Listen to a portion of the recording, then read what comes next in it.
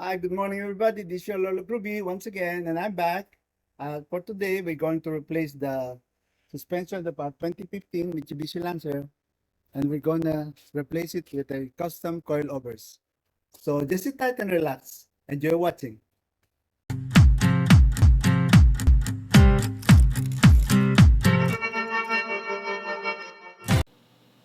This is not a paid promotion, but these are the coils that we're using. We're going to lower the body up to this point. Lift the car and secure with a jack stand. Then, remove the tire. Remove the two 17mm lower mounting bolts. 12mm brake hose mounting bolt. Then, the 14mm stabilizer link bolt.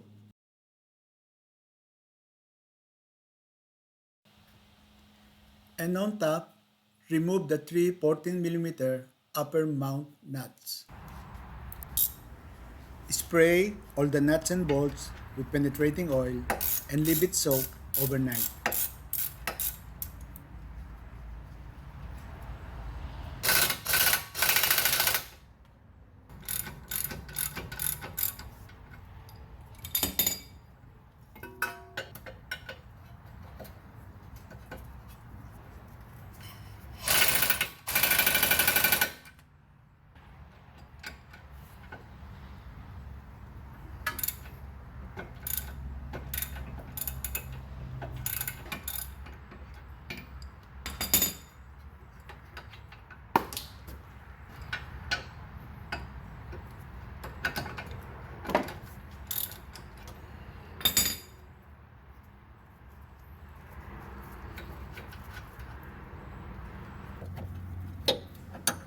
In my case, I'm only going to remove the bottom part of the control arm link because I noticed that it was already damaged.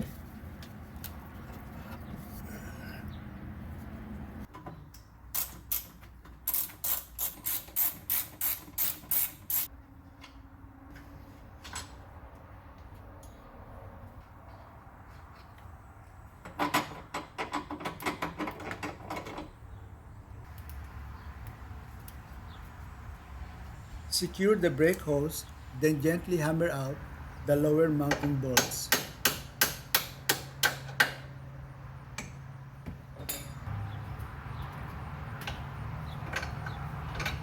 Disconnect and remove the strut assembly.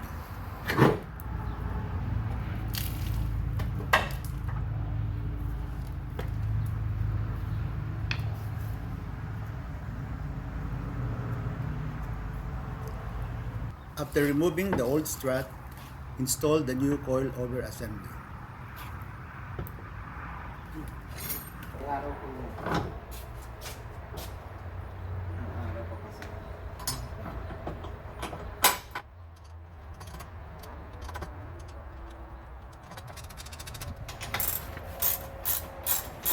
Tighten the upper mount nut to 33 foot per pound.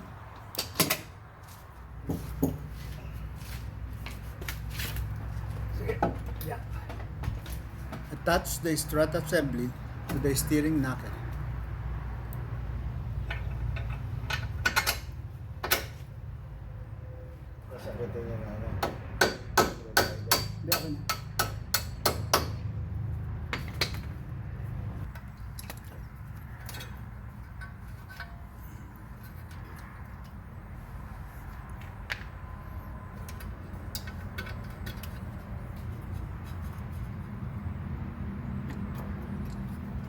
Position the brake lining mount. Then hand tighten the nut.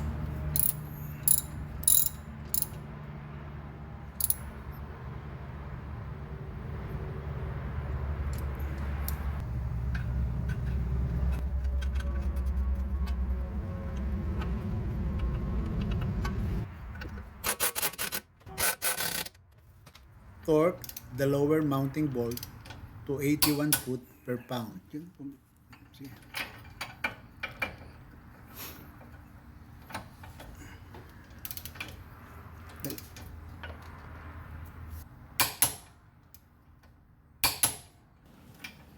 Install the stabilizer link.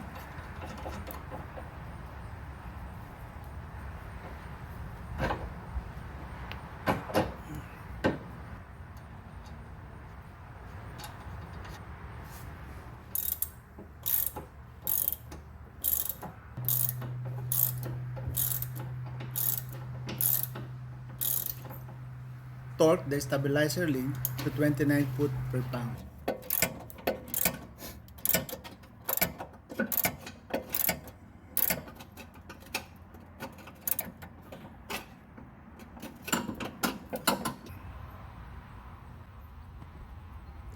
Attach the damping adjustment knob.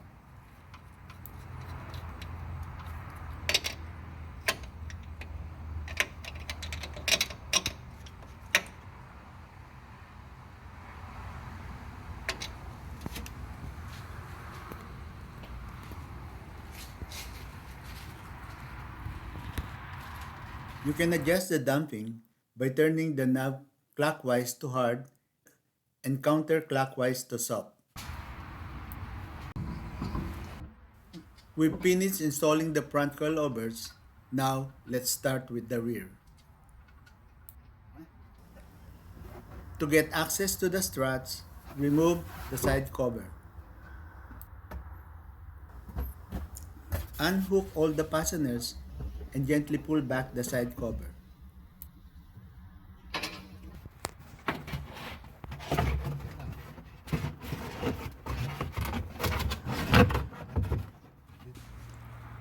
Just for reference, this is the clearance of the car fender from the tires.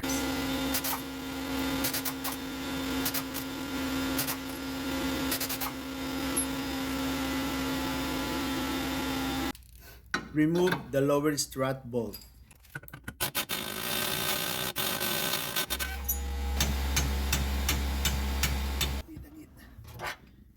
Remove the strut mount nut.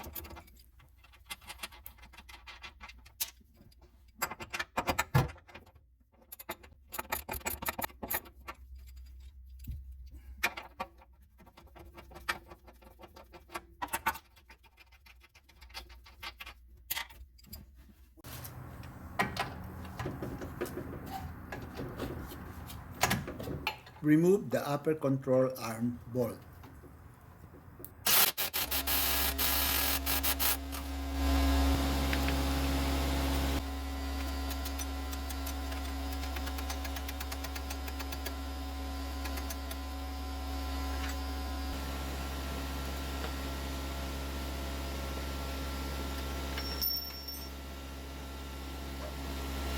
Push down the brake rotor and remove the strut. Attach the damping adjustment knob before installing the coilover.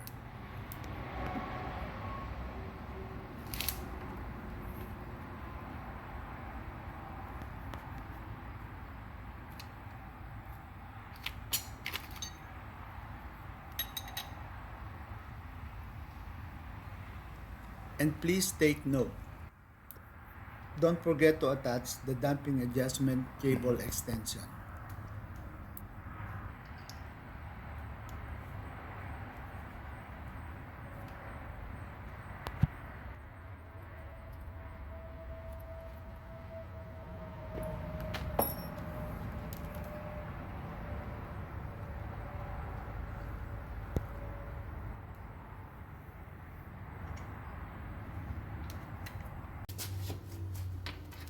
Insert the extension inside the hole of the housing, then position the new coilover.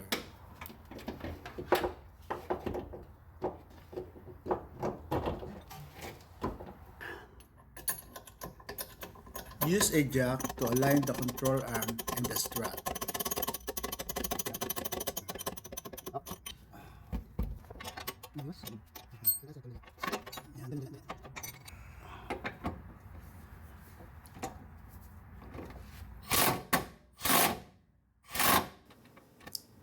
Tighten the nut and torque to 52 foot per pound.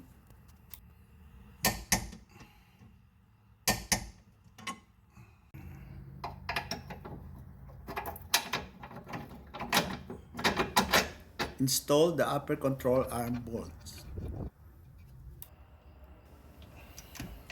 Torque to 81 foot/pound.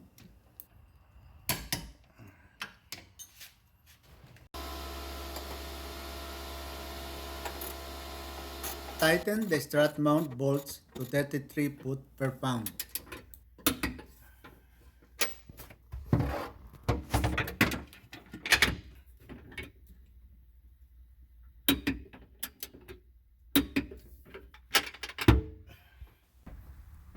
This is where you position the damping adjustment extension cord. These are the tools needed to adjust the ride height. First, loosen the locker ring by turning clockwise. Use a piece of cardboard to measure the desired height.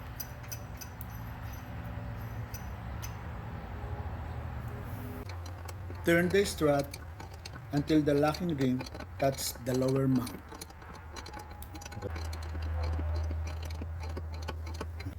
Use the cardboard to double check the distance and hand tighten the locker ring. Don't forget, a wheel alignment is needed after installation. Our project is complete.